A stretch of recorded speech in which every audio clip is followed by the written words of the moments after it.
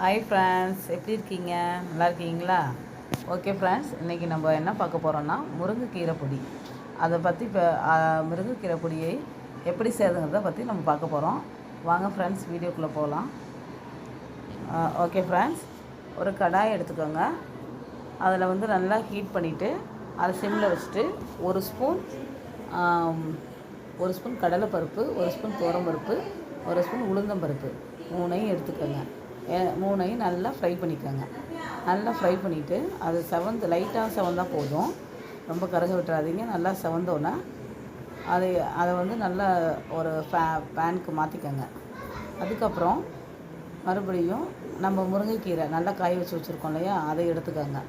அதை எடுத்துகிட்டு அதே பேனில் நல்லா லைட்டாக வறுத்து எடுத்துக்கோங்க. அது வந்து கருகக்கூடாது. முருங்கைக்கீரை வந்து நல்லா என் பொண்ணுங்க வந்து நல்லா பிணைஞ்சி விட்டாங்க, அதான் அப்படி இருக்குது. வேறு ஒன்றும் இல்லை. எடுத்து ஒரு சுனத்துக்கு நல்லா அங்கேயே அவங்க கிறிஸ்பியாக இருந்தோன்னா பிணைஞ்சி விட்டாங்க. இதை வறுத்து ஒரு பேனில் எடுத்துக்கோங்க, ஒரு பிளேட்டில் மாற்றிக்கோங்க. அதுக்கப்புறம் அந்த கடாயை வச்சு ஒரு ஸ்பூன் அல்லது 1.5 ஸ்பூன் எண்ணெய் விட்டுக்கோங்க. நான் கோல்டு வினர் தான் யூஸ் பண்ணியிருக்கேன். ஓகே, அதை விட்டுட்டு லைட்டாக காய்ச்ச உடனே ஒரு 10 மிளகாய் எடுத்து நான் யூஸ் பண்ணியிருக்கேன். உங்களுக்கு குழந்தைங்களுக்கு தான் கொடுக்கறதா இருந்தால் கொஞ்சம் கூட எடுத்து யூஸ் பண்ணிக்கோங்க, போதும். அதுக்கப்புறம் ஒரு கைப்பிடி அளவு பூண்டை வந்து நல்லா உரித்து நாங்கள் போட்டிருக்கோம். இது ரெண்டையும் நல்லா வறுத்து எடுத்துக்கோங்க. நல்லா வறுத்து எடுத்துக்கிட்டு அது வந்து கருகக்கூடாது. நல்லா வறுத்து எடுத்துக்கோங்க. ஓகே, இது வந்து இந்த முருங்கைக்கீரை பொடி வந்து நல்லா முடி வளர்ச்சிக்கு நல்லாயிருக்கும். ஹீமோக்ளோபினை உற்பத்தி பண்ணும், கண்ணுக்கு நல்லது. ஹெல்த்தியான ரெசிபி ஆகும் இது. இதை வந்து குழந்தைங்கள்லேருந்து பெரியவங்கள்லேருந்து குழந்தைங்க வரையும் யூஸ் பண்ணலாம். இப்போ இதோட வந்து ஒரு ஸ்பூன் தனியா யூஸ் பண்ணிக்கோங்க. தனியா யூஸ் பண்ணுறீங்களா, அதையும் கருக விடக்கூடாது. நல்லா பார்த்து வறுத்துக்கோங்க. இந்த லைட்டாக செவந்து வரும்போது ஒரு ஸ்பூன் வந்து ஜீரகம் யூஸ் பண்ணிக்கோங்க. எல்லாத்தையும் வறுத்து எடுத்துக்கோங்க. ஜீரகம் பொரிஞ்சு வரணும்.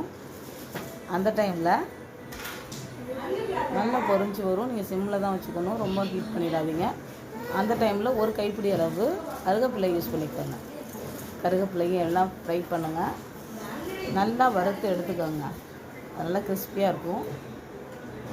அந்த டைமில் ஒரு நெல்லிக்காய் அளவு புளி எடுத்து அதை அந்த கொட்டையெல்லாம் இருக்கக்கூடாது, நாரெல்லாம் எடுத்துகிட்டு போட்டு நல்லா ஃப்ரை பண்ணிக்கோங்க.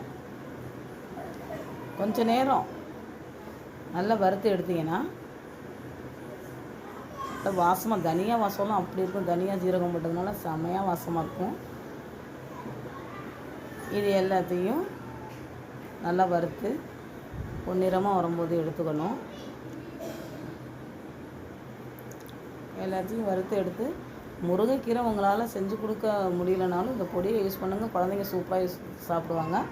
இப்போ இது எல்லாத்தையும் மிக்ஸி ஜாரில் போட்டு நல்லா அரைச்சி எடுத்துக்கோங்க. அதில் வந்து பெருங்காய பொடி, கொஞ்சம் உப்பு எல்லாத்தையும் போட்டு கிளறி வச்சுக்கோங்க.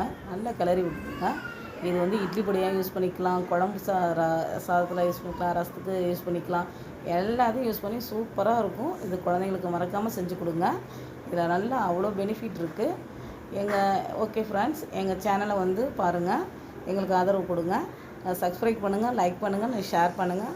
Okay friends, okay thank you. Okay friends, thank you.